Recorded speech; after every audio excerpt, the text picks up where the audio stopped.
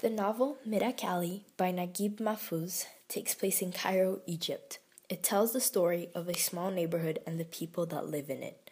One of the novel's main themes is the religion of Islam and how Islamic social codes affect the characters. Islam is a religion guided by the Quran, the Islamic holy book, which contains many teachings from Muhammad, the last prophet of Allah. Throughout the novel, religion is depicted through the actions, customs, ethics, and decisions of the characters.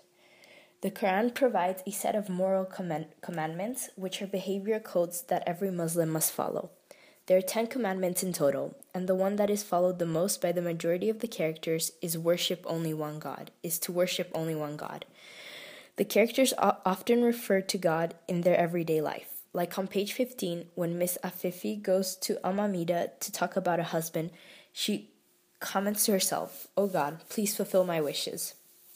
Characters are also often asking other characters to pray for them when they want to do something or when something has happened. This is seen on page 86 when Abbas asks Amida to pray for him as he is going to try his luck with the British Army. This shows that the Islamic code has a heavy reliance on fate and God as the ultimate judge. Among some of the Islamic obligations, Muslims have to pray at least 5 times a day. In Islamic marriages, it is often a necessity that the man supports the woman and earns enough for them and potential children. In the novel, Mr. Kirsha, the cafe owner, engages in homosexual activities with younger men, an act of adultery, something that goes against one of the commandments, which states that adultery is a sin. However, he believes that because he has fulfilled his social responsibility to his wife and family by providing for them and taking care of them, he should have the right to do as he wishes, something he mentions on page 76. On the same page, he questions why his wife should interfere, as it is her duty to obey and be satisfied as long as her needs were met. Mr. Kirsha is using Islam's social codes to excuse and give reasons for his actions, even if his actions are still going against said codes. The shahada, meaning testimony in an Islamic statement that declares the belief in the oneness of God and his prophet in legal context, shahada is a testimony to the occurrence of an event. Shahada is commonly seen throughout the novel. For example, when Abbas goes to ask Hamida for marriage, he takes Dr. Bushi with him as a testimony, as seen on page 106.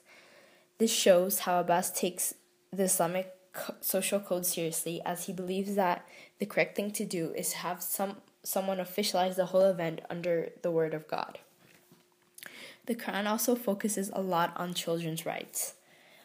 One of these rights, heavily emphasized by Muhammad, states that children must be married when they are old enough to get married. It is the duty of the parents to provide a marriage for their children without delays. Islam doesn't have a fixed age for marriage, but it is generally agreed upon that a child can marry once they have reached a level of emotional and sexual maturity. Many branches of Islam agree that forced marriage is strictly forbidden in the religion. They must be arranged between 2 consenting parties. Because of this, Amida is willing to ignore Amida's engagement to Abbas when presented with a better offer from Salim Alwan. As Amida decides she no longer wants to marry Abbas, Amida tells her foster mother, "A girl is free until a marriage agreement is signed. Nothing has passed between us but words and a dish of sweets." When Amida reminds Amida of her original marriage and that the recitation of the Quran had already happened, Amida simply excuses her actions by saying that forgiveness is honorable, a common trait of thought in Islam. Amida, much like Mr. Kirsha, is using parts of the Islamic social codes in her favor and is ignoring the parts that are that condemn her wrongdoing. Like, for example, 2 of the commandments are that one must be fair and honest in one's interactions and one must keep their promise. And these are things that Amida does not follow when breaking her engagement with Abbas, as she made promises and to Abbas and was not honest and fair in her interactions with him. Eventually, it is the presence of these traditional Islamic social codes that influence Amida to leave the alley, as she no longer follows them. To conclude, Islam is practiced by over 90% of the Egyptian population, and because of this, the religion strongly governs the personal, political, economic, and legal lives of Egyptians. So obviously, how characters deal with Islamic social codes is seen a lot in the novel.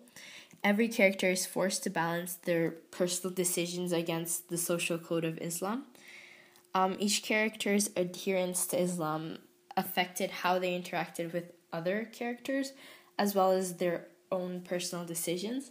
Some characters, like Abbas, followed the codes with the best intentions, like following the Quran faithfully, but others, like Amida or Mr. Kershaw, used the codes in their favor to excuse their wrongdoings and give reason for their wrongdoings.